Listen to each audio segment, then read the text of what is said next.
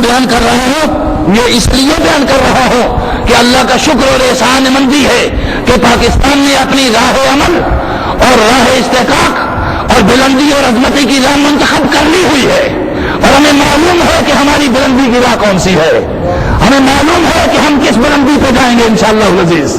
اہل پاکستان کو معلوم ہے کہ دنیا کی رہنمائی ہم کس طرح کریں گے انشاءاللہ العزیز۔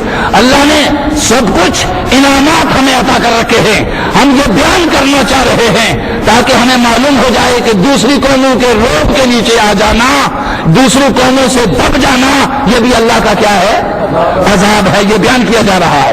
تو آج اس کی طرف توجہ دیجیے۔ تیسری چیز جو پروردگار عالم نے بیان فرمائی، یعنی پہلی چیز کیا تھی؟ پہلی چیز بدکاریاں اللہ کی لعنت کا سبب بنتی ہے، دوسری مرعوب ہو جانا دوسری قوموں سے۔ کیوں مرعوب ہوتے ہیں؟ ہر نااہل، ہر ناہنجار، ہر بیکار، ہر ذلیل، ہر حقیر قوم دوسروں سے مرعوب ہوتی رہتی ہے اور دوسروں سے دبتی رہتی ہے، یہ دوسرا معنی ہے۔ تیسری جو اللہ کے عذاب کا استحقاق بنتی ہے، پروردگار نے ارشاد فرمایا وہ تفرقہ بازی کی لعنت ہے۔ وہ کیا ہے؟ فرقہ واریت تفرقہ بازی کی لعنت ہے، اور تفرقہ بازی کی لعنت سنو، قرآن مقدس ارشاد فرما رہا ہے یلبسکم شیعان ویذیق بعضکم باس بعض، اللہ تم میں تفرقہ پیدا کر دے گا اور تم ایک دوسرے کو نقصان پہنچانے میں الجھ کے رہ جاؤ گے۔ اللہ تمہارے اندر کیا پیدا کر دے گا؟ تفرقہ پیدا کر دے گا اور تم ایک دوسرے کو نقصان پہنچانے میں الجھ جاؤ گے۔ اور بین ہی بنی اسرائیل کے اوپر جس روز فلسطین کے اندر داخل ہوئے، اسرائیل کے اندر سیدنا فاروق اعظم آپ نے دیکھا، اس روز بنی نیچے شہر فتح ہو رہا تھا، بالا خانوں پہ بنی اسرائیل کے مولانا لوگ اور بنی اسرائیل کے مذہبی پادری اور پریس لوگ ایک دوسرے کی داڑیاں فروئی مسائل پہ کھینچ رہے تھے، اور ادھر سے فاروق اعظم کا قافلہ فلسطین کو فتح کر رہا تھا۔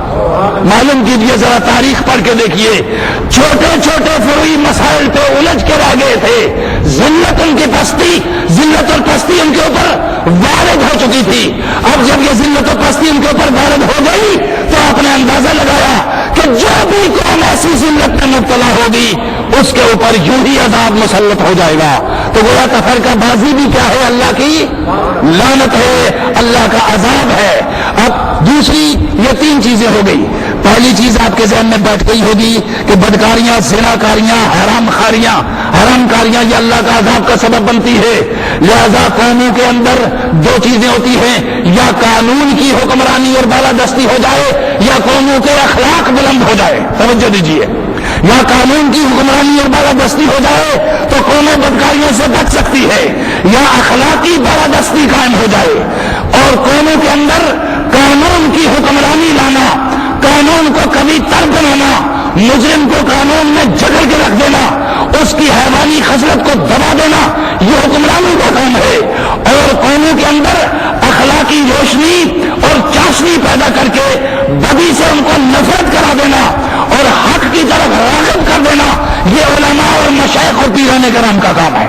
یہ قرآن بیان کر رہا ہے، یہ رسپانسبلٹی ان کی ہے اور وہ ذمہ داری ان کی ہے۔ لہذا دونوں لوگوں کو اپنی رسپانسبلٹیز، ذمہ داری کو پورا کرنا چاہیے، اور یہ دونوں چیزیں تبھی پوری ہو سکتی ہیں کہ جب ہم اپنے آپ میں مخلص ہو جائیں کہ ہم اپنی قوم کو آگے لے جانا چاہ رہے ہیں، اپنے ملک کو ارتقاء کی اعلیٰ بلندیوں پہ لے جانا چاہ رہے ہیں، اپنی قوم کو عظیم سے عظیم تر قوم بنانا چاہ رہے ہیں، اپنے ملک کو عظیم سے عظیم ملک بنانا چاہ رہے ہیں، تو یہ ذمہ داریاں ایسے ایسے لوگوں کو ضرور ادا کرنا پڑیں گی۔ اب قرآن مقدس نے ارشاد فرما دیا تفرقہ بازی بھی لعنت ہے، بدکاریاں بھی لعنت ہے، اور پھر قرآن نے مقدس نے ارشاد فرمایا مرعوب ہو جانا، کسی دوسرے سے دب جانا، یہ بھی کیا ہے؟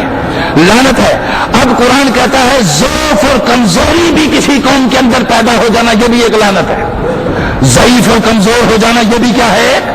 قرآن سنیے، قرآن کہتا ہے فَمَن يُحَلِّلْ عَلَيْهِ غَضَبِي فَقَدْ هَوَىٰ، جس پر میرا غضب نازل ہو وہ کمزور ہو جاتا ہے، جس پر میرا غضب نازل ہو وہ، علامہ اقبال نے اس لیے کہا تھا یا جس نے ہے جرم ضعیفی کی سزا مرگ مفاجات، ہے جرم ضعیفی کی سزا مرگ مفاجات، ومن یحلل علیہ غضبی فقد ہوا، جس پر میرا غضب نازل ہو وہ کمزور ہو جاتا ہے۔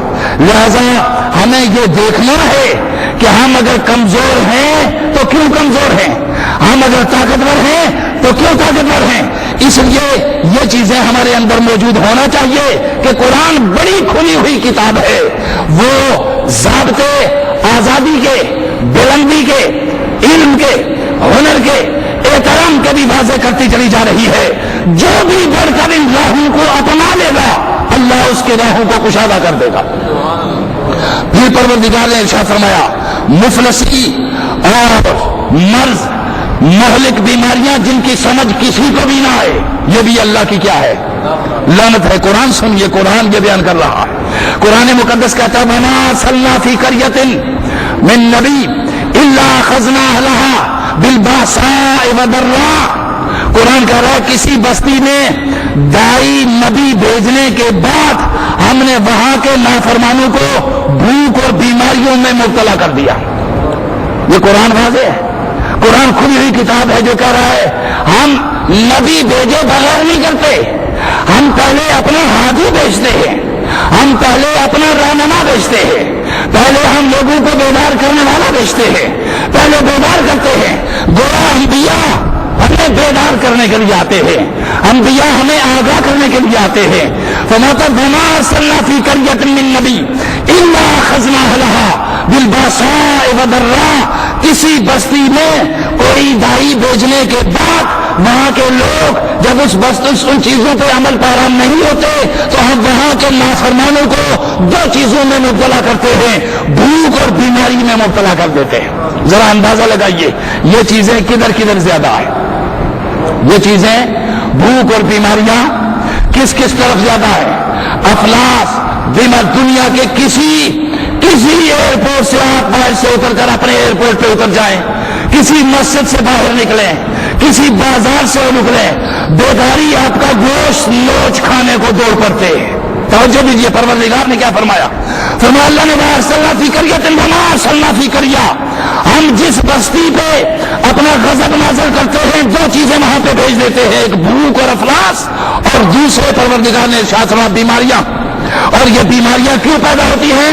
آپ سب کو معلوم ہے کہ کچھ بیماریاں وہ ہیں جو انسان ذرا بد پرہیزی کرے تو جسمانی بیماریاں ہوتی ہیں، لیکن یاد رکھیے میری جان، یہ بات بڑی کھلی طرح واضح یاد رکھیے کہ ہر مہلک بیماری کسی نافرمانی کا سبب ہوتی ہے، اور وہ نافرمانی کا سبب بننے والی بیماری پہلے انسانی روح کو لگتی ہے اور پھر جسم میں منتقل ہوتی ہے۔